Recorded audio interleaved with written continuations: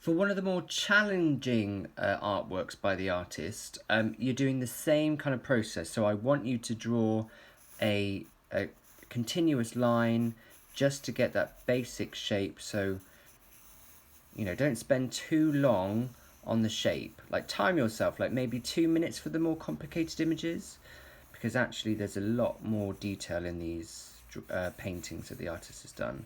So I'm getting a basic shape like so, and then he's got this kind of cupcake case like so, and then he's got that. Can you see that I'm looking at the picture at the same time, and then he's got this kind of point there. So there we go, there is my basic shape.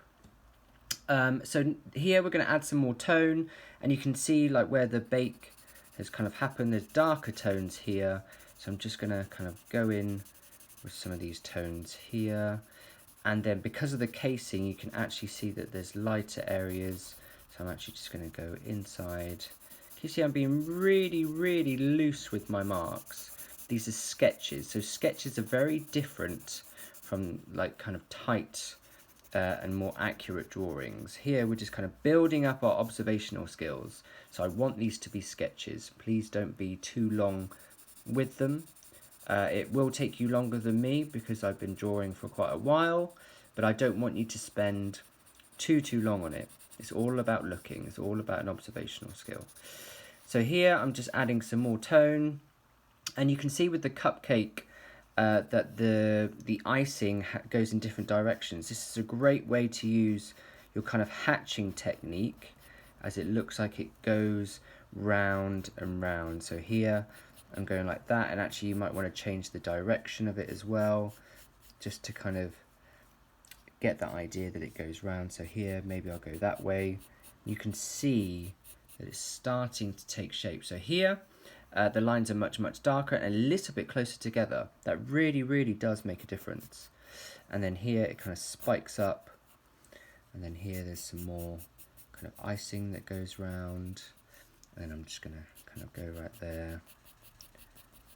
And you can see those techniques are really starting to show. It's really making a difference because it shows that it goes down and it goes around, and that's what we're really looking for with these drawings. So here it kind of spirals round. What a yummy cupcake there that looks like. And then here it goes up, and there we go. We probably want some darker tones, so I'm just going to press a little bit darker in some of the darker areas in the sponge here.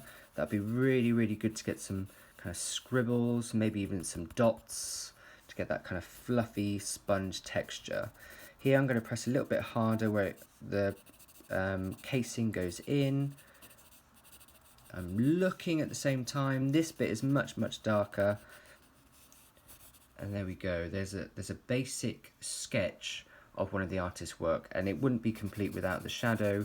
So let's add a bit of a shadow there. Can you see I'm just using some lines like that, maybe some cross hatching, let that go a little bit further. If you wanted to add a bit more detail, you could add some sprinkles, which I think the artist has drawn on there. So maybe some sprinkles on there, and there we go. If you wanted to tidy it up a little bit, you can, but don't spend too long on it. And there you go, there is a sketch of a cupcake. Just going to go a little bit more. There we go.